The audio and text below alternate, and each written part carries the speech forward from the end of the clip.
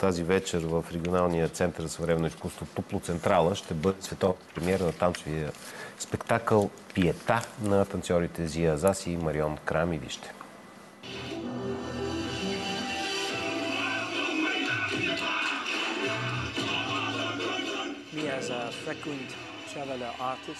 Аз съм пътуващ артист и прекарвам голяма част от живота си в пътувания по цял свят. Това ми дава възможността да наблюдавам отблизо как се променя света и то в негативна насока. До този момент всичко около нас е създадено от труда на човека и изведнъж се появява един изкуствен разум, който просто започва да ни измества бавно и постепенно.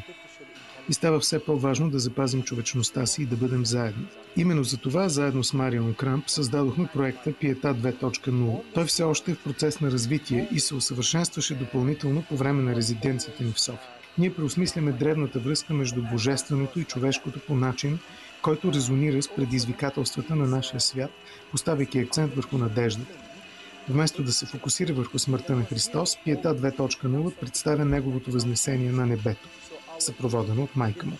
Спектакълът съчетава въздушното изкуство на прекрасната Марион Крамп с дервишко въртене, на което съм посветил близо 3 десетилетия от живота си.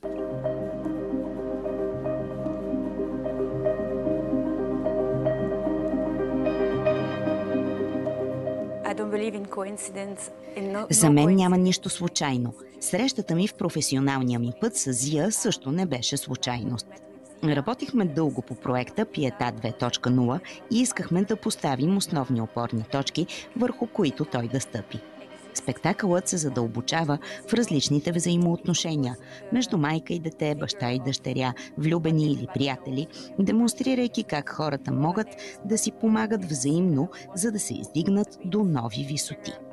Предвижда бъдеще, в което човечеството задълбочава връзката си с божественото и отключва по-голям колективен потенциал. Спектакълът е в процес на развитие и предлага на публиката дълбоко и трансформиращо преживяване.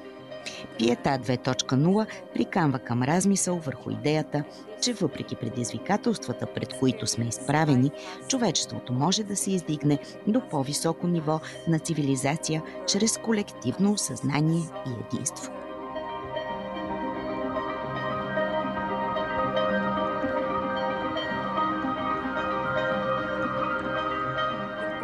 За мен този спектакъл е едно изцяло ново преживяване и съм благодарна, че имам възможността да го представя пред българската публика. Това е световната премиера на Пиета 2.0 и с Зия се вълнуваме да се срещнем с зрителите.